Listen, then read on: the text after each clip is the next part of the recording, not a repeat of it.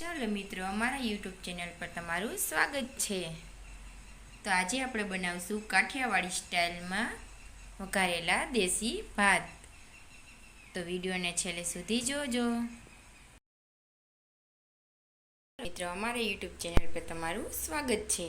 તો આજે આપણે બનાવશું કાઠિયાવાડી સ્ટાઇલમાં દેશી વઘારેલા ભાત. તો એના માટે મેં સામગ્રી લઈ લીધી છે. ડુંગળી કાપી લીધી છે, લીલા ધાણા, ટામેટું, અદરક લસણ પેસ્ટ, રીંગણ, બટેકા, વટાણા અને આખો મસાલો. તો હવે આપણે બનાવવાનું સ્ટાર્ટ કરીએ.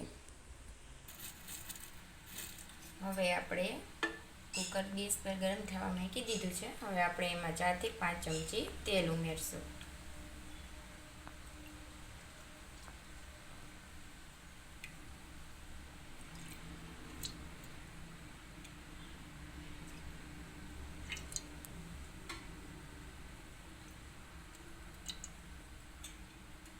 મિત્રો, હવે આપણું તેલ ગરમ થઈ ગયું છે. હવે આપણે એમાં રાઈ ઉમેરશું.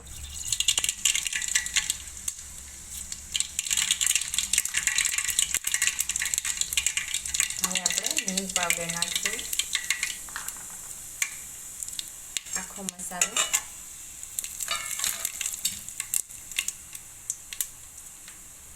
હવે એમાં આપણે ડુંગળી ઉમેરશું. ડુંગળી અને લીલું મરચું ઉમેરી દઈએ.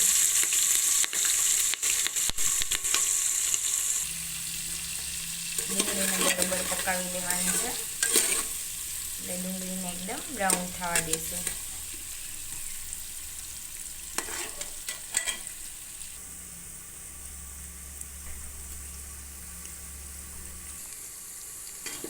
હવે આપણી ડુંગળી પાકી ગઈ છે. હવે આપણે એમાં રીંગણ, બટેકા અને વટાણા ઉમેરી દઈશું.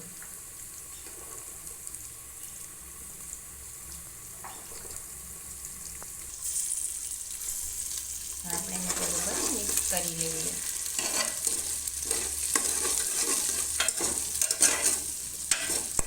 એને પણ સરખી રીતે પકાવવાના છે. હવે આપણે એમાં ટમેટાં ઉમેરી દઈશું.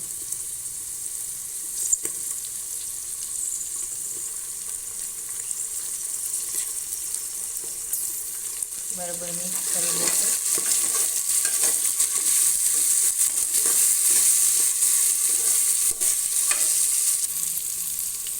હવે આપણે એમાં અદરક લસણ પેસ્ટ ઉમેરી દઈશું.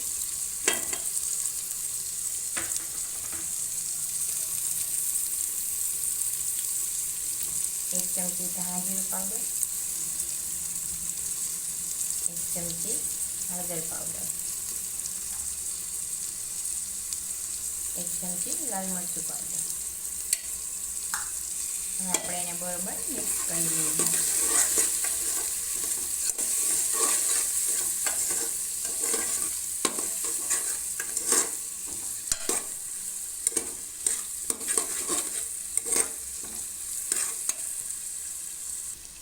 આપણો મસાલો બરાબર પાકી ગયો છે. હવે આપણે એમાં ધોયેલા ચોખા ઉમેરી દઈશું.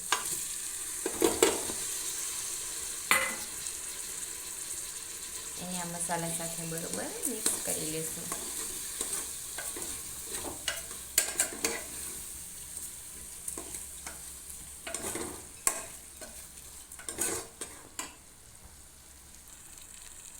આપણા ચોખા મસાલા સાથે બરોબર મિક્સ થઈ ગયા છે.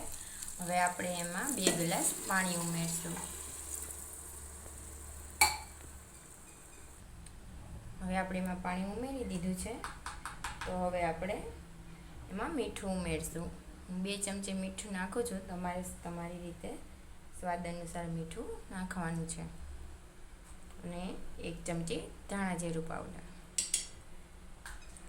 હવે આપણે એને ઢાંકીને 2 વિસલ થવા દઈશું.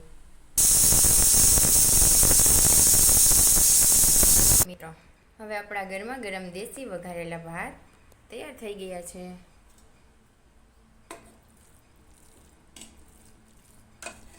હવે આપણે એમાં લીલા ધાણા ઉમેરશું.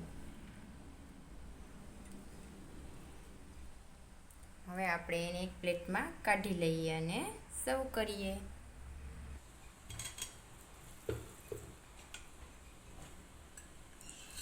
આપણા ગરમા ગરમ દેશી વઘારેલા ભાત તૈયાર છે.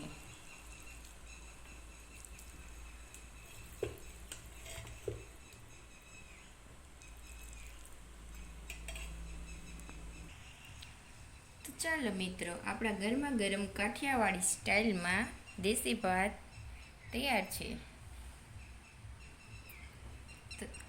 બહુ સરળતાથી બની જશે. તમે આ રીતે જરૂર ને જરૂર ટ્રાય કરજો. આ દેશી વઘારેલા ભાત એકદમ સરળતાથી બની જશે. જો મારો વિડીયો ગમ્યો હોય તો મારી ચેનલ લાઈક, શેર અને સબસ્ક્રાઈબ કરી દેજો અને આવી નવી રેસીપી જોવા માટે મને જરૂર ને જરૂર સપોર્ટ કરજો. ધન્યવાદ.